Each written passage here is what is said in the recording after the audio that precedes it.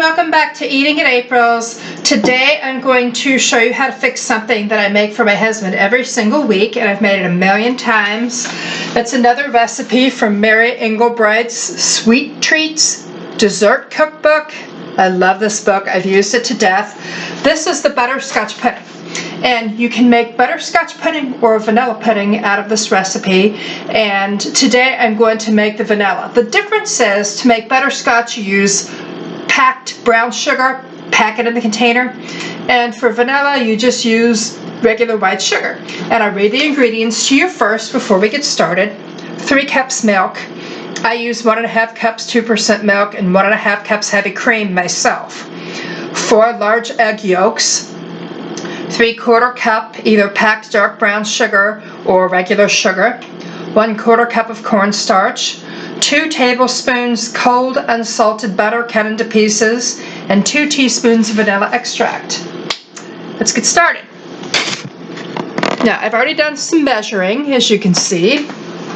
I've got the 2 milks simmering on the stove here, and I've already separated the egg yolks from the whites. The whites I just toss. Now, the easiest way to get this to come together is I put the cornstarch and the sugar together first. I completely mix those. It's very simple. Just completely mix them up before you do anything else with this. Okay, and it's a little lumpy at first, but you want to get that completely smooth. Because if there's any lumps at all in your cornstarch, it won't even out. I found that for myself. And also, if you use more than half of the dairy as being heavy cream, it just might scorch. Not worth it. Yeah. I have started the milk to simmer while I'm doing this other stuff so that you're not too bored waiting. There we go. Now, I've taken 1/2 cup of the milk out, so we put so we don't add another 1/2 cup, so of the 3 cups of dairy, you take 1/2 cup of that out, and you put that in with the egg yolks, and you mix that up, just like you do your scrambled eggs.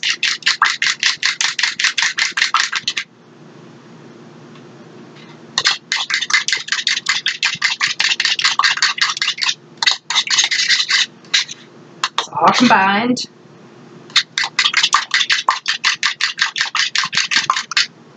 Then you pour that in with your cornstarch and your sugar. And you combine all of that until it's perfectly smooth. While we're doing this, we're waiting on the milk to start cooking.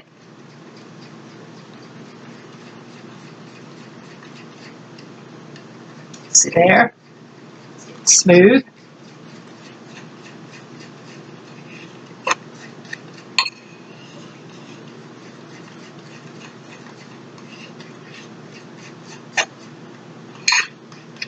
There we go.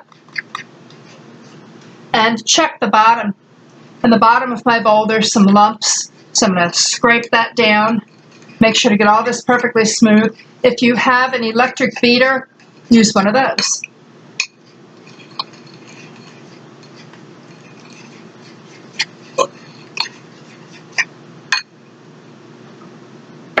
Come on, milk. All right. And once this milk starts, it's going to be a quick process, believe it or not. So quick. Okay. Just about got that done. Now, what we're going to do is we're going to bring the milk just to a simmer. And when that happens, we're going to add a little bit of the milk into this bowl right here. And stir that together really well, and then gradually add this mixture back in with the milk. Bring it to a boil. Boil it for 2 minutes, and then we're going to add in the butter and the vanilla. And it's almost boiling. Growing up, I was told that a watched pot never boils. That's not true. It seems like it doesn't, but it eventually does. Here we go.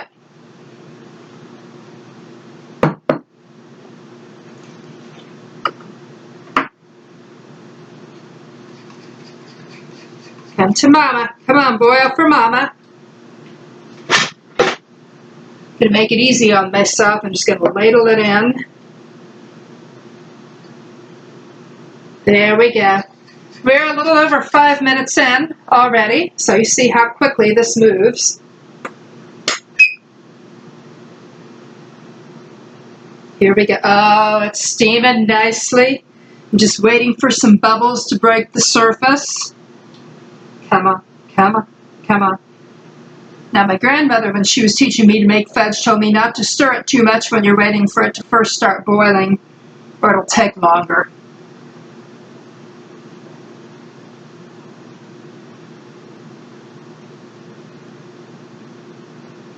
Okay, there we go.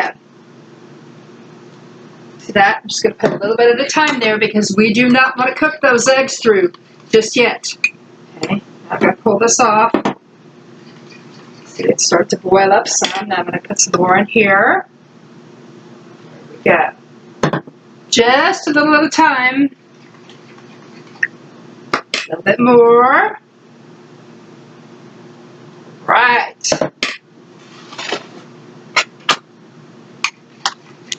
Mix that in. Mix all the way up.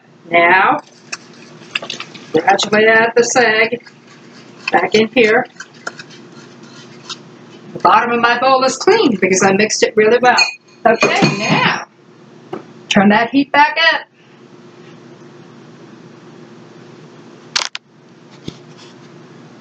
Let it boil. Here we go.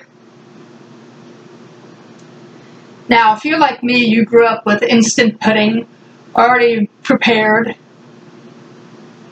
or made from that flyaway powdery stuff. This tastes a lot better. Now, once you get the eggs put in there, you can stir it a little bit while you're waiting for it to boil again, if you would like to. I have a ceramic coated pan here. So this is the best thing that I found for making my custards. I know that I'm supposed to call it pudding, but I call it custard. Almost. And while this is happening, I'll wipe the bar down. You know, if you clean up as you go along, kitchen cleanup is a lot faster. It's very important for me right now because we're still in between dishwashers. The more time I can save on the cleanup, easier my life is. I have important things to do like crochet and quilting. All right. Here we go. All right. Now what you're going to notice, I'm going to set the timer, as this bubbles, you're going to turn the heat down or you're going to get hit in the face with it, which you don't want. As you're cooking this for 2 minutes, this is going to be thickening quite a lot. And the very last thing we do, we put in our butter, and we put in 2 teaspoons of this vanilla, and of course I shop at Aldi, so this is the Aldi pure vanilla extract, and that's the Aldi butter too. The instructions say to put it in a container and put plastic wrap directly on the surface of the pudding to keep it from scumming up. I never do that. I just immediately put it in here, and I immediately put the lid on, and I pop it in the fridge immediately. And I've never had a skin form on top of my custard. Can you hear that? It is so nice. Got 50 seconds left. Bear with me, just 50 more seconds. We have always eaten a lot of custard in my house, no matter who I lived with. Now these days I can't have the dairy anymore, but my husband can. So for me, even though I can't have this, it's a real treat for me because I still get to make this for somebody, and I really enjoy the process of making a custard. There's just something very satisfying about doing this the old-fashioned way. We got 10, 9, 8, 7, 6, 5, 4, 3, 2, 1.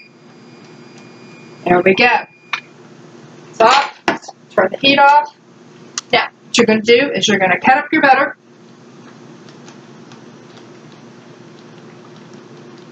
And this melts very quickly.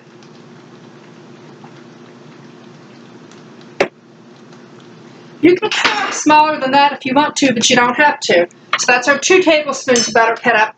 2 teaspoons of vanilla.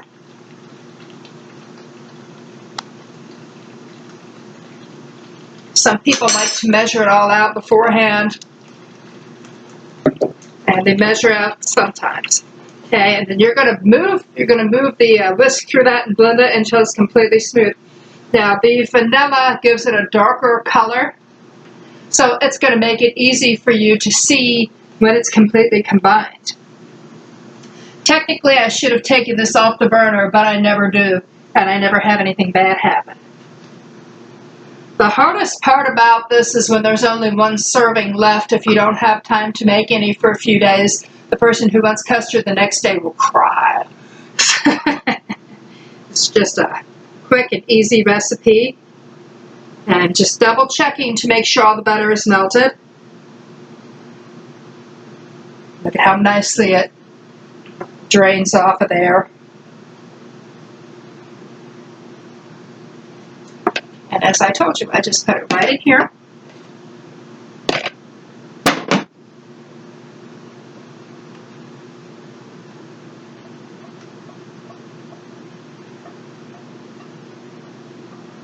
Scrape all that out. You don't want to leave 1 drop in that pan. It'd be such a shame if even 1 little drop went to waste.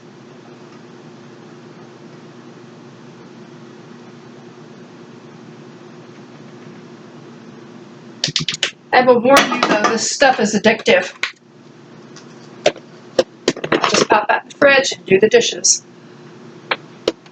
Once you have a homemade custard, you may never go back. And that has been how I make my vanilla or butterscotch custard.